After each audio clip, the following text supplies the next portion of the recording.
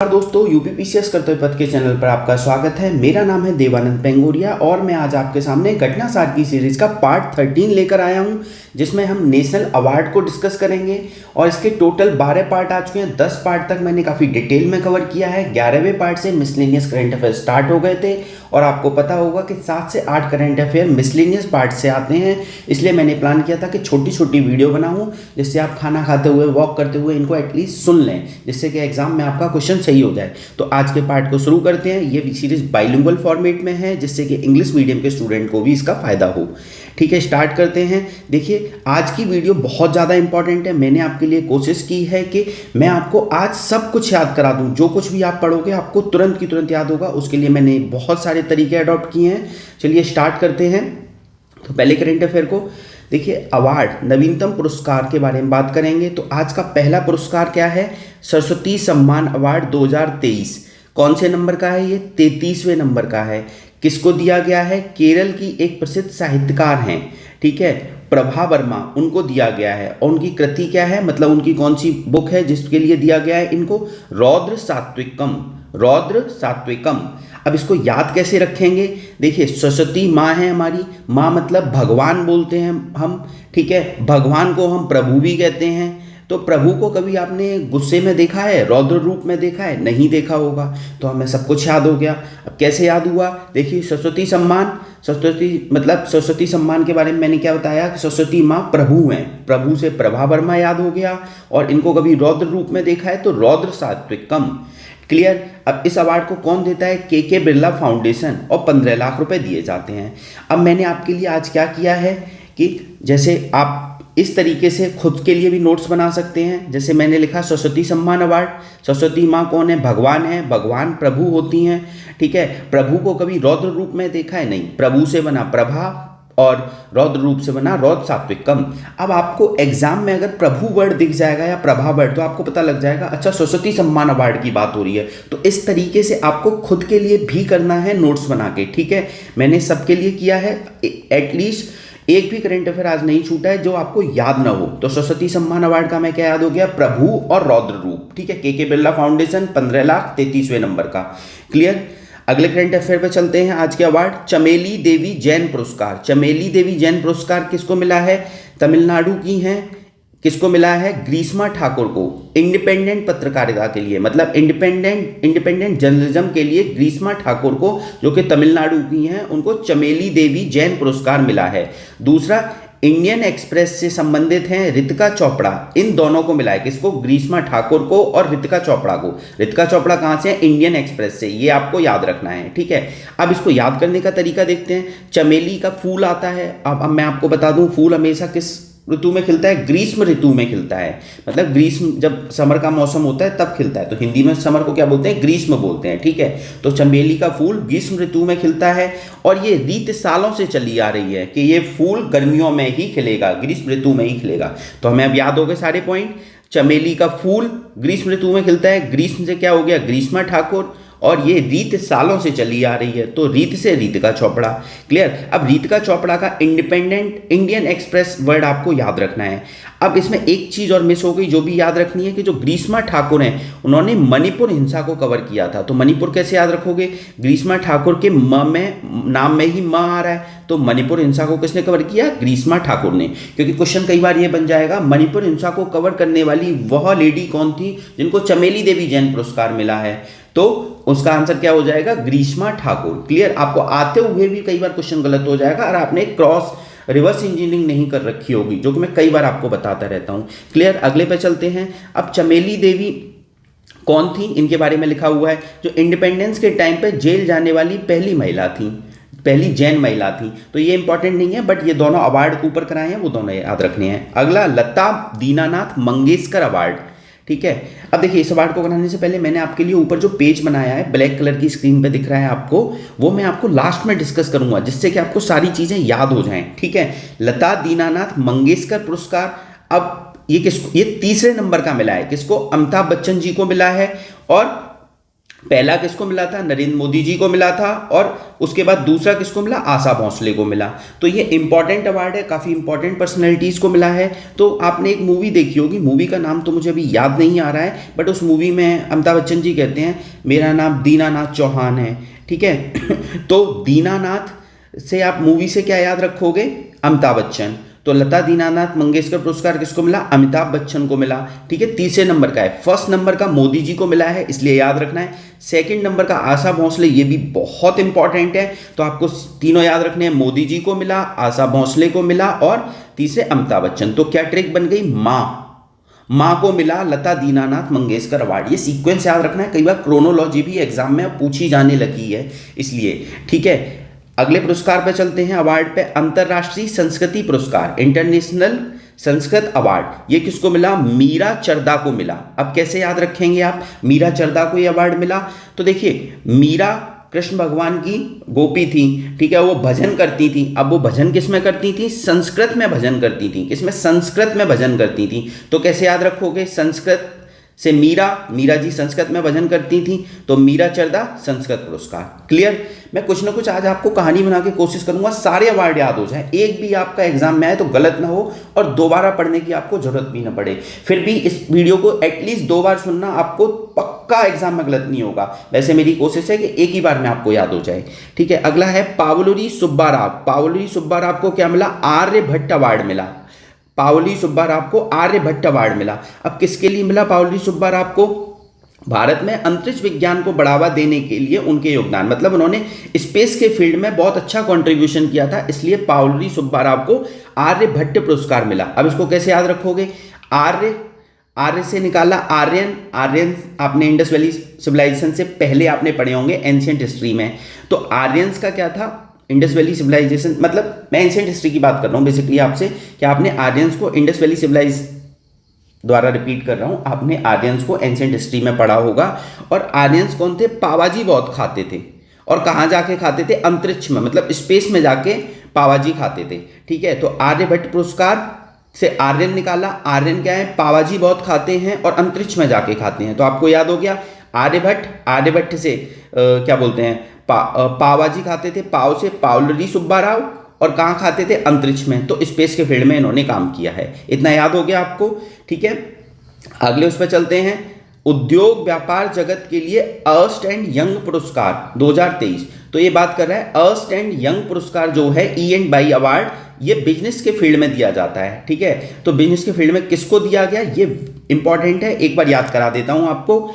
Entrepreneurship of the year award दिया जाता है, इसमें लाइफ टाइम अचीवमेंट पुरस्कार दिया जाता है, और आउटस्टैंडिंग लीडरशिप अवार्ड दिया जाता है। तो इन तीनों अवार्ड को याद करते हैं। सबसे पहले entrepreneurship of the year award, ये किसको दिया गया?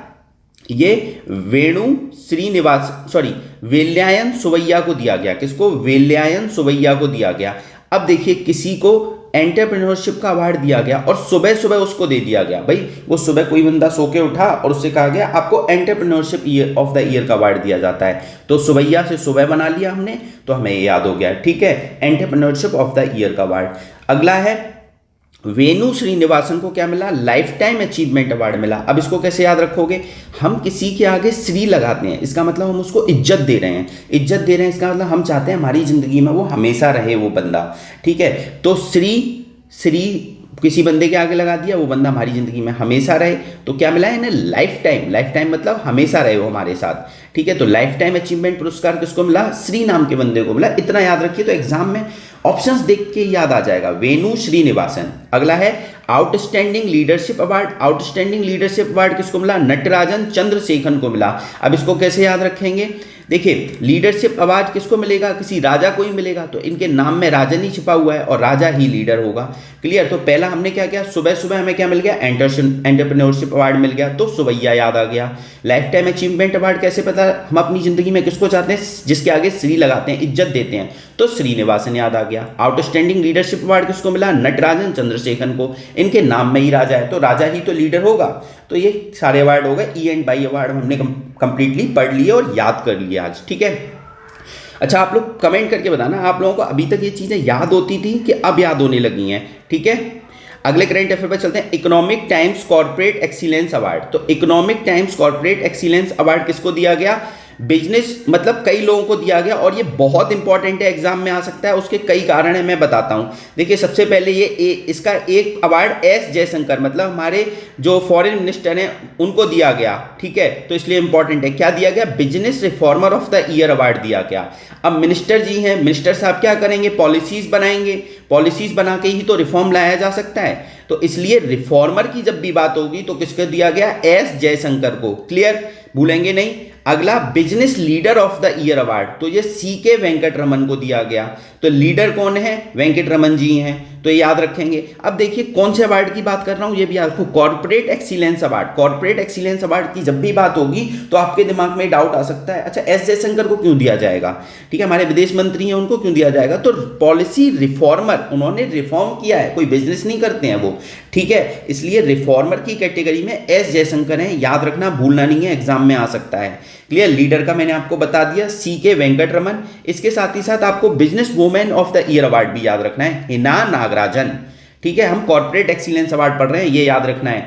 तो वुमेन का किसको मिला? हिना नागराजन।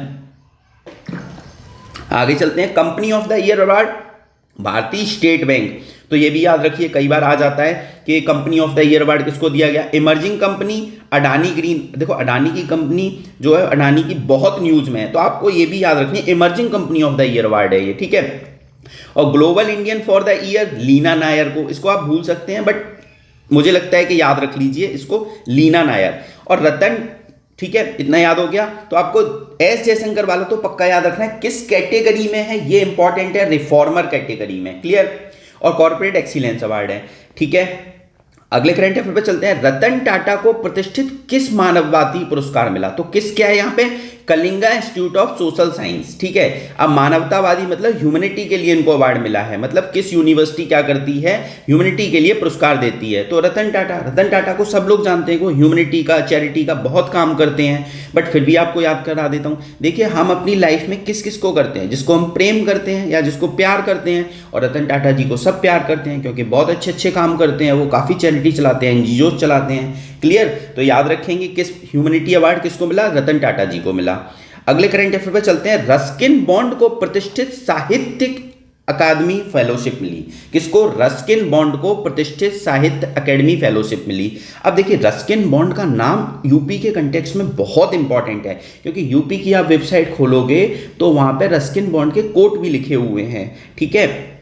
और रस्किन बॉन्ड कहाँ पे रहते हैं? मसूरी में रहते हैं। उनका स्वास्थ्य बहुत खराब है, तो इनको अवार्ड तो दिया गया साहित्य एकेडमी का, फेलोशिप का, बट ये वहाँ पे गए नहीं थे तो इनके घर पे जाके दिया गया, ठीक है। और ये अंग्रेजी के लेखक हैं। अब जब एक बार पीटी आप लोगों का निकल जाएगा तब मेंस में हम इनके कोट्स वगैरह मैं आपको सारे याद कराऊंगा कि आपको कैसे एग्जाम में यूज करने हैं इनके जो 2-3 कोट हैं और जो वेबसाइट पे लिखे हुए हैं उनके बारे में, ठीक है। तो रस्किन बॉन्ड को कौन सा? प्रतिष्ठित साहित्य एकेडमी फेलोशिप मिली। क्लियर, अगले उस पर चलते हैं, अगले अवार्ड पे, साहित्य एकेडमी के 2024 के लिए युवा साहित्य का और बाल साहित्य का, मतलब यूथ लिटरेचर का और चिल्ड्रन लिटरेचर का अवार्ड दिया गया है साहित्य एकेडमी के द्वारा, ठीक है। तो किस किस को दिया गया है देख लेते हैं। तो सबसे पहले है साहित्य एकेडमी युवा, यूथ के अवार्ड की बात हो रही है, तो ये के वैशाली को दिया गया एक, और दूसरा गौरव पांडे को दिया गया। तो के वैशाली को इंग्लिश के लिए दिया गया, गौरव पांडे को हिंदी भाषा के लिए दिया गया। सबसे पहले इतना याद रखेंगे, तो के वैशाली को इंग्लिश के लिए और गौरव पांडे को हिंदी भाषा के लिए। अब देखिए कैसे याद रखेंगे, के वैशाली के नाम में ही के आ रहा है, हम जब भी लिखेंगे तो के लिखेंगे, हिंदी इंग्लिश दोनों में लिख सकते हैं, बट दिमाग में फीड करिए के इंग्लिश में लिखा हुआ है तो इंग्लिश के लिए दिया गया। गौरव पांडे हमारे एक मित्र हैं गौरव जी, तो वो हिंदी उनकी बहुत अच्छी है, उससे आप याद रख सकते हैं कि गौरव जी को हिंदी में अवार्ड मिला, ठीक है, गौरव पांडे जी को।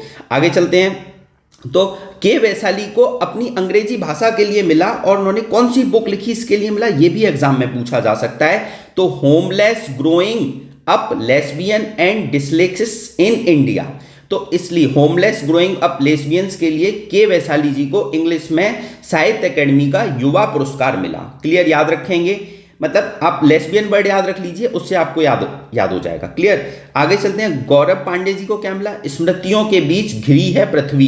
तो आप कैसे याद रख सकते हैं? हमारे जो मित्र हैं वो पृथ्वी पे रहते हैं, ठीक है, हमारे गौरव जो मित्र हैं वो पृथ्वी पे रहते हैं, तो इनकी जो कृति है, मतलब उन्होंने जो कविता लिखी है, वो उनकी कविता में एक वर्ड है पृथ्वी, ठीक है, इतना याद रखेंगे। आगे चलते हैं। अब बाल साहित्य लिटरेचर की बात हो रही है, तो बाल साहित्य लिटरेचर किसको मिला? नंदिनी सेनगुप्ता को मिला, और इंग्लिश के लिए इंग्लिश में लिखा है इन्होंने, और दूसरा देवेंद्र कुमार को मिला हिंदी में लिखने के लिए। तो सबसे पहले बाल साहित्य पुरस्कार नंदिनी सेनगुप्ता को इंग्लिश में लिखने के लिए और देवेंद्र कुमार को हिंदी में लिखने के लिए, इतना याद रखोगे। अब याद करते हैं, नंदिनी सेनगुप्ता की किस उपन्यास के लिए मिला, ठीक है, किस नोवेल के लिए मिला? The blue horse and other imaging animal stories from Indian history. अब इसमें आप क्या याद रखिए, इसमें द ब्लू हॉर्स के लिए मिला, तो कैसे याद रखेंगे? आपने नंदी बाबा का नाम सुना होगा, शिव जी के साथ जो नंदी जी रहते हैं, ठीक है ना, हमेशा उनकी मूर्ति आपने देखी होगी मंदिरों में।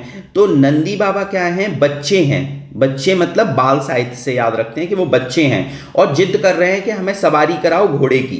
तो बाल साहित्य पुरस्कार से नंदी जी पढ़ा हमने, नंदी से नंदी सेन पढ़ा, नंदी सेन बच्चे हैं और कह रहे हैं घोड़े की सवारी कराओ, तो इनके नोवेल का नाम क्या हो गया? The blue horse. इतना याद रखिए, बाकी पूरा आपको याद आ जाएगा, ठीक है। अब हिंदी के लिए किसको मिला? देवेंद्र कुमार को मिला, और इनकी किस कहानी के लिए? 51 बाल कहानियों के लिए। ये आप याद कर लीजिए, कुछ कुछ तो कुछ खुद भी कुछ बनाइए ना, ठीक है।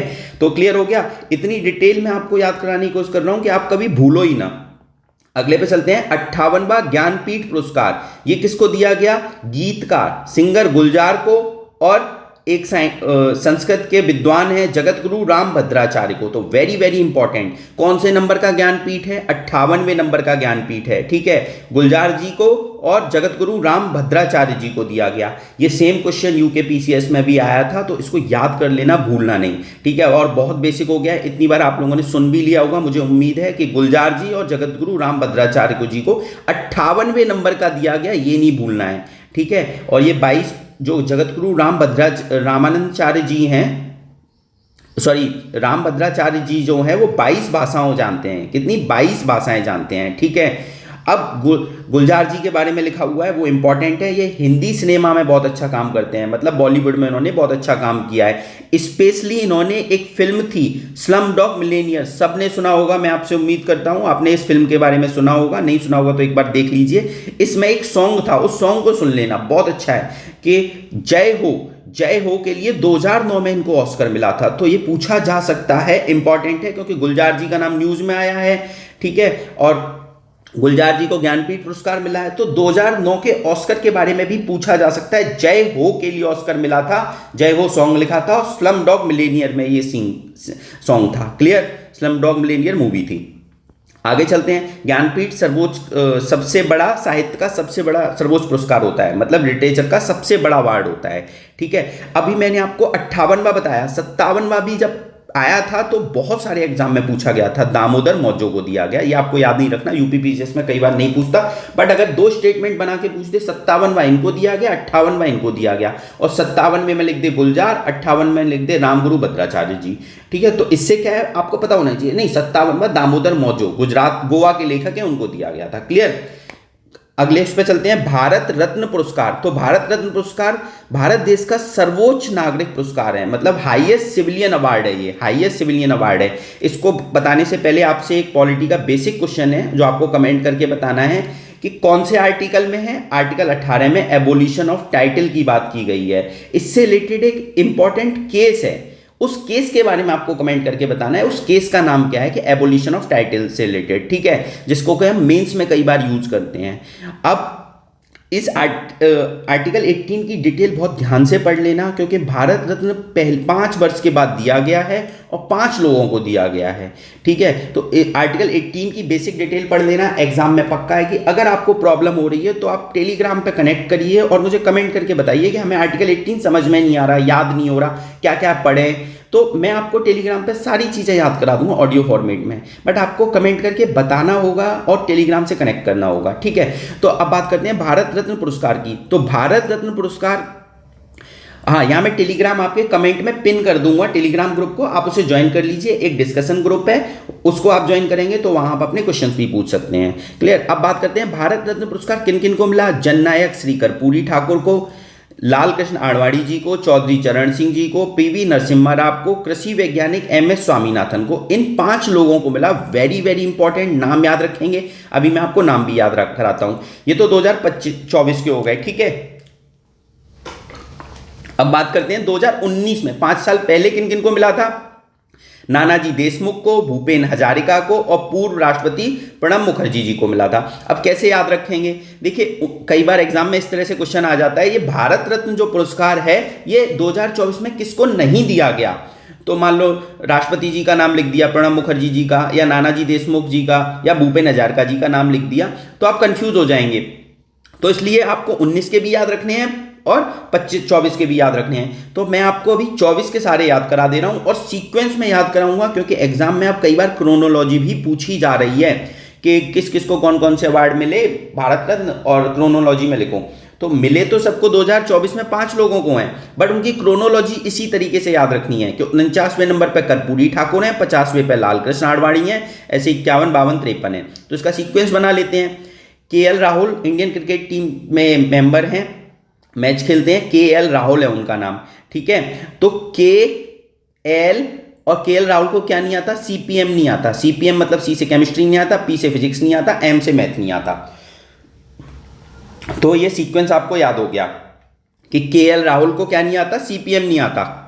के से क्या बन गया, कर्पूरी ठाकुर, एल से क्या बन गया, लालकृष्ण आडवाणी, सी से क्या बन गया, चौधरी चरण सिंह, पी से क्या बन गया, पीवी नरसिम्हा, और एम से एमएस स्वामीनाथन। याद रखना, वेरी वेरी इंपॉर्टेंट है सीक्वेंस, ठीक है। और 5 लोगों का नाम। अब इसमें एक और चीज क्वेश्चन बनती है, 3 लोगों को मरणोपरांत मिला, तो कि ऐसे कौन से 2 लोग थे जो मरे नहीं है उनको मिला, तो कर्पूरी ठाकुर जी को और लालकृष्ण आडवाणी जी को। तो ये भी क्वेश्चन बन सकता है कि जो अभी recently Bharat Ratna highest civilian award है, वो ऐसे कौन से लोग हैं जिनको मरणोपरांत नहीं, मतलब मरने से पहले दिया गया। तो लालकृष्ण आडवाणी जी को और कर्पूरी ठाकुर को, बाकी 3 मर चुके थे उसके बाद दिया गया है, ठीक है। अगले पे चलते हैं, पद्म पुरस्कार। देखिए पद्म पुरस्कार आपको ज्यादा नहीं पढ़ने हैं, बट ये याद रखिए इसका सीक्वेंस। पद्म पुरस्कार में 3 अवार्ड होते हैं, पद्म विभूषण, पद्म भूषण और पद्म श्री। तो ये तीनों का सीक्वेंस याद रखना है। सबसे बड़ा होता है पद्म विभूषण, पद्म भूषण, पद्म श्री। नाम में ही 4 वर्ण है तो ये बड़ा होगा, फिर इसमें 3 वर्ण है तो ये बड़ा होगा, अगले में पद्म श्री है 1 वर्ण है तो ये बड़ा होगा। ये सीक्वेंस याद रखना है। और ये कब दिए जाते हैं, ये इंपॉर्टेंट, ये गणतंत्र दिवस के मौके पे दिए जाते हैं, मतलब रिपब्लिक डे के मौके पे। तो आपको कमेंट करके ये तो बताएंगे कि रिपब्लिक डे कब मनाया जाता है। और ये याद रखना है कि इंडिपेंडेंस डे पे नहीं दिए जाते, ये रिपब्लिक डे पे दिए जाते हैं। क्लियर। अब सबसे पहले बात करते हैं पद्म विभूषण की। तो पद्म विभूषण देखिए 5 लोगों को दिया गया, तो आपको इनके नाम नहीं याद रखने, बट हाँ 3 को कला में दिया गया है। तो ये क्वेश्चन बन सकता है कि जो पद्म विभूषण अवार्ड है जो कला के फील्ड में किसको नहीं दिया गया, तो वो आपको याद रखने हैं। कला के कौन से हैं, देखिए चिरंजीवी जी हैं, बैजंती माला हैं और पद्मा सुब्रमण्यम है। इतना इंपॉर्टेंट नहीं है, बट अगर कई बार एग्जाम में टफ पेपर बनाएगा तो पूछ लेगा। बस इसमें आपको विद्येश्वरी पाठक का नाम याद रखना है सोशल वर्क के लिए, और ये बिहार की है, इनको पद्म विभूषण मिला है, ठीक है। अब कैसे याद रखेंगे, Vibhushan 2nd highest civilian award है, फर्स्ट तो भारत रत्न है, 2nd ये हो गया। अब 2nd हम, लेकिन पद्म अवार्ड में ये तो हाईएस्ट है ना, तो हाईएस्ट क्या होगा, जिसके पास विद्या होगी, और विद्या से बिंदेश्वरी पाठक, ऐसे याद रखिए। क्लियर। तो पद्म विभूषण हमने एक ही याद किया है, बिंदेश्वरी पाठक बिहार की हैं, सामाजिक कार्य, और बिहार वाले तो इसको रट लें, उनके एग्जाम में पक्का आएगा ये क्वेश्चन, ठीक है। अब बात करते हैं पद्म भूषण। तो देखिए पद्म भूषण जितना मैंने पढ़ा तो एक किसी फॉरेनर को दिया गया है, ताइवान के एक बिजनेसमैन को दिया गया है, श्री यंग लियू। तो ये क्वेश्चन ये पूछा जा सकता है कि ताइवान मतलब किस फॉरेन कंट्री के बिजनेसमैन को पद्म भूषण अवार्ड मिला है, तो ताइवान कंट्री याद रखेंगे आप, ठीक है। आगे चलते हैं। अब और इतने नहीं याद रखने आपको क्योंकि बहुत ज़्यादा है। अपने अपने स्टेट वाले लोग देख सकते हैं कि जैसे कोई महाराष्ट्र का अगर सुन रहा है और यूपीपीसीएस का एग्जाम दे रहा है तो अपने महाराष्ट्र के लिए महाराष्ट्र वालों के नाम याद रख ले, क्योंकि ये पूछा जा सकता है, ठीक है। अब करते हैं आज के सेकंड लास्ट करंट अफेयर पे कि फिल्म फेयर अवार्ड मिला है कौन से नंबर का, 69 नंबर का फिल्म फेयर अवार्ड। अब देखो किसको मिला है, उसके बाद ट्रिक बना के आपको याद कराऊंगा, ठीक है। 69 फिल्म फेयर अवार्ड कहां पे हुआ, गांधीनगर गुजरात में हुआ। एक रणवीर कपूर को मिला है, एक आलिया भट्ट को मिला है और एक विधु विनोद चोपड़ा जी को मिला है।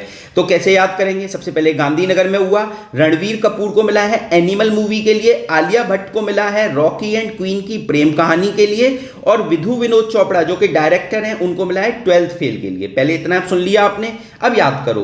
देखो रणवीर कपूर को सबसे अच्छे एक्टर के लिए मिला, कौन सी मूवी के लिए, एनिमल मूवी के लिए। तो आप कैसे याद करेंगे, रण में युद्ध करने जाते हैं, मतलब रण मतलब युद्ध भूमि को बोलते हैं रण। तो रण में क्या करने जाते हैं, हम युद्ध करने जाते हैं, किस पे बैठ के, एनिमल की सवारी करते हुए। तो रणवीर, रणवीर से एनिमल। वैसे भी ये आपको ट्रिक याद करने की भी जरूरत नहीं है, ये तो सबको पता होगा। जहां तक है मुझे लगता है कि एनिमल मूवी अधिकतर लोगों ने एटलीस्ट ट्रेलर तो देखा ही होगा। ठीक है, तो Ranveer movie, Ranveer Kapoor best actor animal movie. अब याद करते हैं आलिया भट्ट को किसके लिए, रॉकी एंड क्वीन की प्रेम कहानी। अब इसको कैसे याद रखेंगे, आलिया से निकाला हमने आलू, मतलब आलिया भट्ट को आलू बहुत पसंद है और वो प्रेम से खाती हैं। और आलिया भट्ट हीरोइन है, हम हीरोइन कह देते हैं, वो क्वीन है। ठीक है, तो आलिया भट्ट क्वीन है, तो इनकी जो मूवी है उसमें क्वीन नाम भी है और प्रेम से खाती हैं, प्रेम नाम भी है। तो रॉकी एंड क्वीन की प्रेम कहानी। हो सकता है कई लोगों को न याद हो, तो इसलिए मैंने आपको क्या बताया, आलिया जी को आलू पसंद है, आलू वो बहुत प्रेम से खाती हैं। रणवीर साहब को क्या है कि युद्ध में एनिमल की सवारी करने गए। क्लियर, तो आपको रणवीर कपूर और आलिया भट्ट मूवी के नाम याद रखने हैं। सब लोग केवल बेस्ट एक्टर बेस्ट एक्ट्रेस याद करते हैं, आप लोग मूवी का नाम भी याद रखेंगे। ये करंट अफेयर का पैटर्न है और मैंने आपको कई बार बताया है स्ट्रेटजी वीडियो में भी कि पैटर्न हमको समझना है कि यूपीपीसीएस किस तरह से पूछ रहा है। वो रिवर्स इंजीनियरिंग करके ज्यादा पूछ रहा है। जो लोग हम याद करके जाते हैं वो तो पूछता नहीं है वो, और जो छोड़ जाते हैं वो पूछ लेता है, या जिसको हम फोकस नहीं करते। तो याद रखना है, ठीक है इसे। अब विधु विनोद चोपड़ा, देखिए ये इंपॉर्टेंट है। इन्हें किस मूवी, इन्होंने किस मतलब बेस्ट डायरेक्टर के लिए मिला, कौन सी मूवी, 12th फेल के लिए। ठीक है, अब देखिए ये कैसे याद रखेंगे आप। देखिए ये लाइन जो है ना, इससे क्वेश्चन बन सकता है। अब इसको समझते हैं कि 12th फेल मूवी किसके ऊपर है, आईपीएस मनोज कुमार शर्मा जी के ऊपर है। ठीक है, इनकी रियल लाइफ स्टोरी है और इनकी रियल लाइफ स्टोरी पे अनुराग पाठक ने 2019 में एक नॉन फिक्शन बुक लिखी 12th फेल। तो इसी बुक पे आधारित विधु विनोद चोपड़ा जी ने क्या किया, 12th फेल मूवी बना दी। तो इसको मैंने 4 पॉइंट में लिखा है। 12th फेल मूवी किसकी है, किस पे बनी हुई है, आईपीएस मनोज कुमार शर्मा की रियल लाइफ स्टोरी है।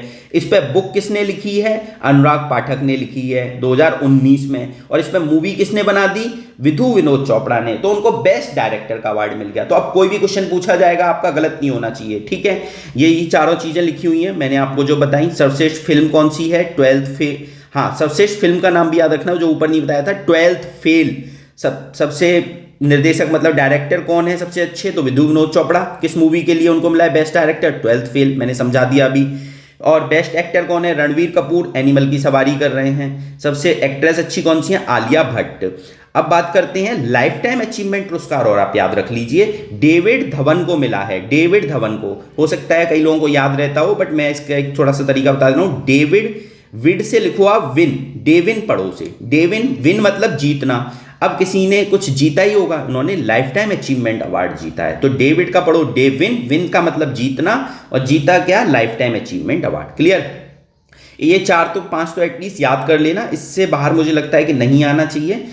आज का लास्ट अवार्ड है, और जो इस वीडियो को सुन रहा है और जिसको भी अच्छी लगे कमेंट करके अपनी राय जरूर देना, और जितने ज़्यादा लोगों तक ये पहुंचेगी उसका बेनिफिट होगा। लोगों का 1 साल क्रूशियल बच सकता है। लोगों को चीज़ें याद नहीं होती हैं, और मेरी कोशिश रहती है कि मैं आपको एक ही बार सुनने पे याद हो जाए। बट अगर किसी को लगता है कि मुझे 2 बार सुननी चाहिए, इससे एग्जाम में पक्का हो जाए, तो सुन लेना, कोई इशू नहीं है 2 बार। बट अभी के अभी याद करना, और अपने दोस्तों को भी बताना कि इस तरीके से हम कर सकते हैं। अगर उनको नहीं समझ में आ रहा तो उनको ये बता देना, यहाँ से एक बार वीडियो सुन लीजिए, तो आपके अंदर एक तरीका डेवलप हो जाएगा। ठीक है, मतलब शेयरिंग इज केयरिंग के कॉन्सेप्ट को आपको अडॉप्ट करना होगा, क्योंकि लोगों का 1 साल प्रेशर बच सकता है, और बहुत इंपॉर्टेंट होता है। 1 क्या 2 2 3 3 4 4 5 5 साल लग जाते हैं, समझ में नहीं आता पढ़ना कैसे है। ठीक है, कुछ चीज़ों को कॉन्सेप्ट हैं, कुछ चीज़ें याद करने वाली हैं। अब इसमें कुछ कॉन्सेप्ट तो है ही नहीं, फैक्चुअल करंट अफेयर है, तो ऐसे ही हमें याद करना है। या हम बहुत ज़्यादा हमने किसी करंट अफेयर को देखा है तो हमें याद हो जाता है, बट हम हर चीज़ नहीं देख सकते ना।